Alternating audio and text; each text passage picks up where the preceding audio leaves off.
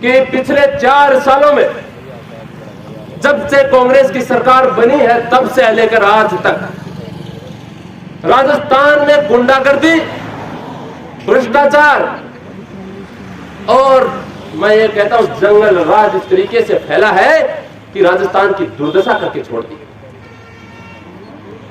प्रत्येक व्यक्ति में आक्रोश है। मैं आपको बताना चाहता हूं पूरे 200 विधानसभा क्षेत्र में ऐसी यात्राएं निकल रही हैं और सभी विधानसभाओं में खूब सारे जनसैलाब इससे जुड़ भी रहा है क्योंकि हर व्यक्ति में, हर वर्ग में इस कांग्रेस सरकार के खिलाफ आक्रोश है। आक्रोश है इस बात का कि हमारे भोले डाले किसानों को ठगने का काम इस सरकार ने किया। उन्हें कहा गया कि जैसे ही हमारी सरकार बनेगी हम आपका संपूर्ण कर्जा माफ कर देंगे, लेकिन आज 4 साल बीत गए मित्रों। 4 साल बीतने के बाद भी किसानों की तरफ कोई ध्यान नहीं दे रही है सरकार। ऊपर से लगातार, आप सब जानते हैं, आश्चर्य की बात है, लगातार 9 बार बिजली की सरचार्ज बढ़ा करके किसानों की कमर तोड़ने का काम इस सरकार ने किया है। भारतीय जनता पार्टी की जब सरकार हुआ करती थी दिन के अंदर बिजली आया करती थी, इसलिए कि हमारे किसान साथी परेशान नहीं हो। ऐसी कड़ाके की ठंड में रजाई से बाहर अपन पैर नहीं निकाल सकते, वैसी ठंड के अंदर ये रात में बिजली देने का काम करते हैं और ठंडे पानी में हमारे किसान साथियों को पानी, खेतों में पानी देना पड़ता है। वो बीमार पड़ते हैं, इतने परेशान वो हो रहे हैं, लेकिन सरकार उनकी तरफ ध्यान नहीं दे रही। कभी भी किसानों के हितैषी रही नहीं, ध्यान देगी कहां से? ये सिर्फ और सिर्फ सत्ता पाने का काम करती है, बाकी जनता से कोई मतलब नहीं।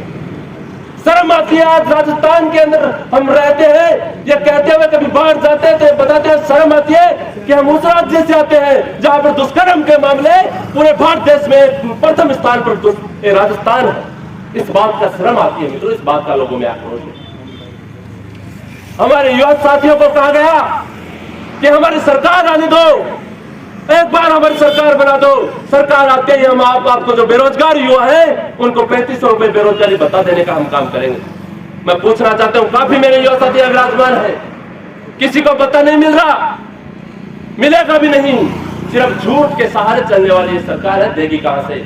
ऊपर से हमारे यहाँ जो राजस्थान के किसान हैं वो जैसे तैसे करके अपने बच्चों को जैसे प्रतियोगी परीक्षाओं के लिए बाहर भेजते हैं कि बेटा जाओ झुंझुनू जाओ, सीकर जाओ, जयपुर जाओ और वहां जाकर के आप तैयारी करो, आप आराम से मन से पढ़ाई करना। जैसे ही पेपर लगेंगे आप पेपर में आपको उत्तीर्ण होना है, सरकारी नौकरी लगना है और हमारे कितना एक कर्ज के हम जो दबे हुए हैं उस कर्ज से हमें बाहर निकालना है।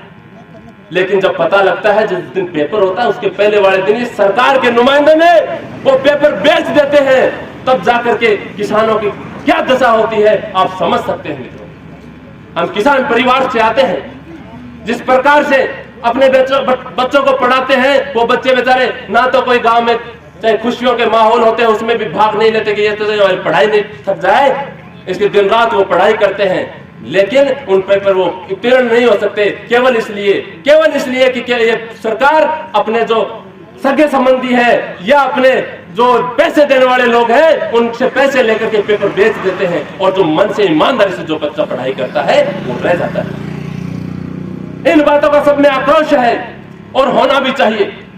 ऊपर से आप सब देखते हैं हमारे हिंदुओं की आस्था पर किस प्रकार से ये सरकार चोट करती है, आप सबने लोगों ने देखा मित्रों।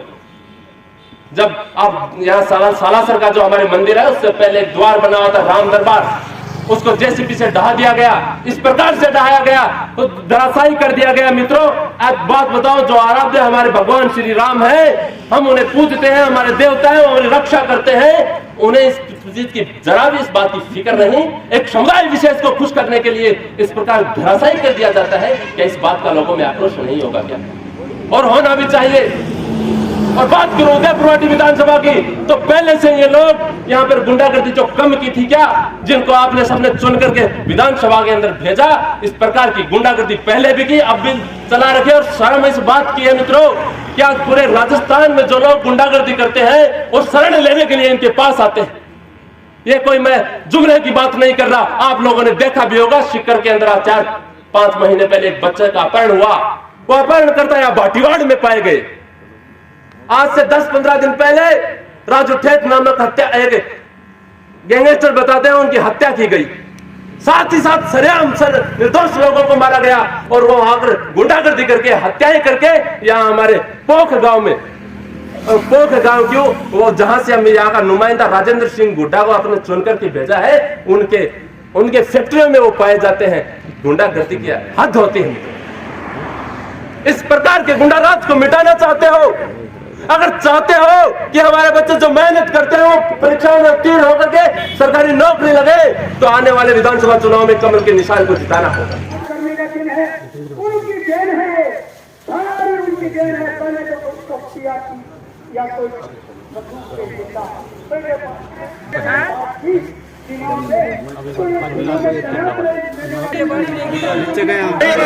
शहीद मनीराम, शहीद मनीराम, भारत माता की जय, भारत माता की जय, भारत माता की जय, वंदे मातरम, वंदे मातरम।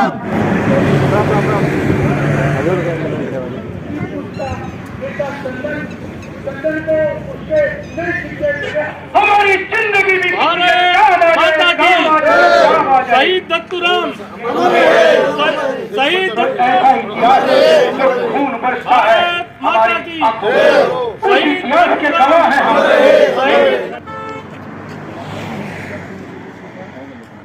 सूबेदार होशियार सिंह जी महिला, दत्ताराम जी महिला, दत्तूराम जी गौरा, होशियार सिंह जी महिला दूसरे वाले, तारा सिंह जी जांगीर, कप्तान जी ओम रामकाज जी, कप्तान जी मीणा साहब, हर्षाराम जी, नथुराम जी महिला, गुजरीलाल जी महिला। मेरा सभी से निवेदन है कि इनका आग्रह है कि आप लोग जो भी हैं वो आगे आए और गोकुल चंद जी जागीर, सत्तू जी भगत, हुकुमराम जी महिला, सभी से निवेदन है कि वो आगे आए और इनसे माला अर्पण करें। पूर्व सरपंच रघुवीर जी कासनिया छू, रामजीलाल जी महिला,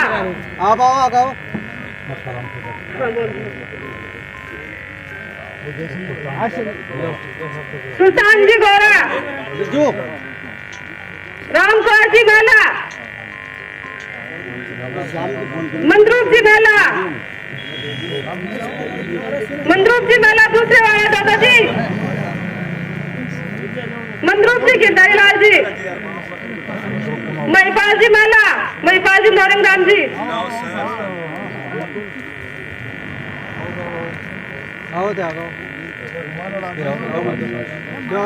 रामदेव जी महिला, रामनिवास जी महिला, लीलाधर जी, लाल सिंह जी महिला, मंद्रूप जी कुमावत, धर्मपाल जी मीणा साहब,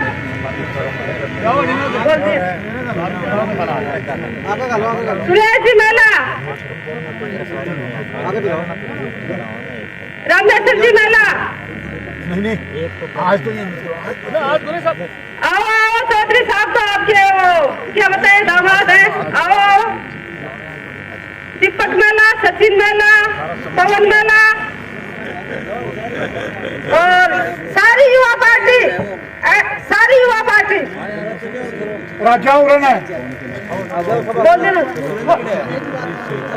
शहीद परिवार से पधारे हुए दोनों दीपक जी महिला और दिलीप जी महिला से मेरा निवेदन है कि वो आगे आए।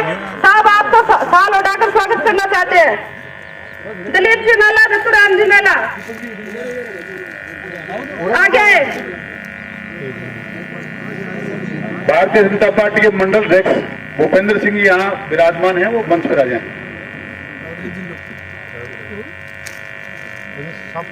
ये इनकी मानता है कि आज हमारे शहीद प्रांगण में पधार करिए, हमारे शहीद परिजनों का स्वागत कर रहे हैं, इनका सम्मान कर रहे हैं।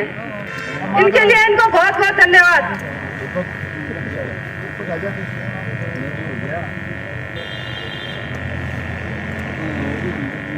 बहुत बहुत धन्यवाद साहब।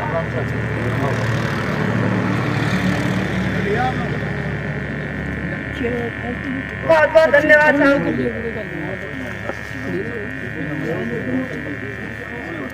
आगे का प्रोग्राम तय करें।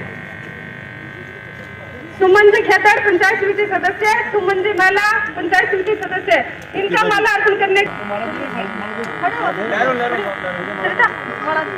माला करें ना।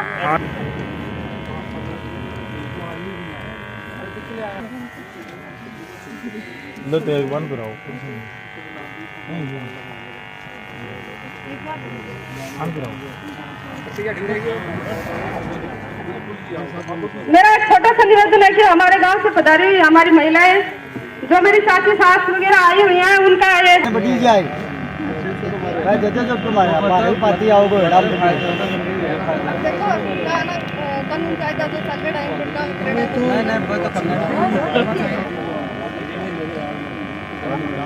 हमारे साथ है, हम लोग के मिशन के तहत आपके बीच में आए और हमारा मिशन ये है कि वर्तमान में राजस्थान में जो सरकार जो भ्रष्टाचार, अन्याय, जंगलराज की पर्याय बनी हुई है, उसके खिलाफ हम आपको जागृत करना चाहते हैं और आपको बताना चाहते हैं कि 4 साल में क्या हुआ, इससे पहले सरकारों ने क्या किया। मैं शीतल की भूमि को नमन करता हूँ। इस शीतल की भूमि ने शहीद मन्नीराम जी को, शहीद दत्तूराम जी महिला जैसे वीर सपूत जन्मे हैं। नहीं करने में अंतर नहीं रखती है। और जब कांग्रेस सरकार किन किन वादों से सत्ता के अंदर आई, आपने देखा किसानों की क्या दुर्दशा हो रही है, दलितों की क्या दुर्दशा हो रही है, महिलाओं की क्या दुर्दशा हो रही है। एक सरकार ने मिलकर कुछ लोगों ने एक ग्रुप बनाया, एक गिरोह बनाया, जिसका नाम मैं कांग्रेस नहीं कहता, उसको मैं भानुमति का कुनबा कहता हूं। कहीं की ईंट कहीं का रोड़ा, भानुमति का कुनबा जोड़ा। कहीं कोई बसपा से आए, कोई सपा से आए, कोई निर्दलीय आए, कोई कांग्रेस से लाए, सबने मिलकर एक गिरोह बनाया और तय किया कि इस गिरोह का मुखिया कौन होगा। फिर मुखिया बनने के बाद एक मुखिया तय कर लिया, दूसरे लोग लड़ पड़े। इतना मलाई तो अकेले नहीं खाने देंगे गहलोत साहब, आप अकेले इस गिरोह के मुखिया बनकर, हम तो कहीं कहीं से आए पैसे लूटने के लिए, पैसा कमाने के लिए, जनता को लूटने के लिए। आप क्या करना चाहते हो? तो सबने मिलकर विद्रोह किया। जब विद्रोह हुआ तो तय हुआ, अशोक गहलोत ने कहा मैं इस प्रदेश का मुख्यमंत्री बना रहना चाहता हूं। दूसरा बोला भैया तू बना रहना चाहता है, लेकिन 2 साल हो गए, मैं बनना चाहता हूं। एक बनना चाहता है, एक बना रहना चाहता है। इसी झगड़े में होटल में चले गए और होटल में इसलिए चले गए कि कुछ लोगों ने मिलकर उस कुर्सी को जब हिलाने की कोशिश की तो उसने सोचा कि बचे खुचे नहीं भग जाएं, इसके लिए एक होटल में उनको रखा। कोई हरियाणा में गए, कोई राजस्थान में गए, कोई जैसलमेर में गए। अनगिनत जगहों पर जाकर यह तय हुआ कि आज के बाद लड़ाई बंद करो, आपस में नहीं लड़ेंगे। आपस में लड़ेंगे तो राजस्थान की जनता के साथ न्याय हो जाएगा, तुम लोग कुछ कमा नहीं पाओगे। जो तय कर दिया, मुख्यमंत्री ने कहा 120 लोग हो मेरे साथ, आज के बाद सबको अधिकार देता हूं, लूटो खसोटो रगड़ो, कुछ भी खाओ पियो, ऐश करो। 120 लोगों को मुख्यमंत्री बनाता हो, अपने अपने विधानसभा में लूट खसोट बचाओ जो आपके उदयपुरवाड़ी में मच रही है। वो सारी बातें आप सबके सम्मुख चर्चा में आई होगी और मुझे दिख रहा है माताओं बहनों के हाथ में जो हमारा एक ब्लैक पेपर जो पार्टी ने जारी किया है, वो आप सबके हाथ में दिख रहा है।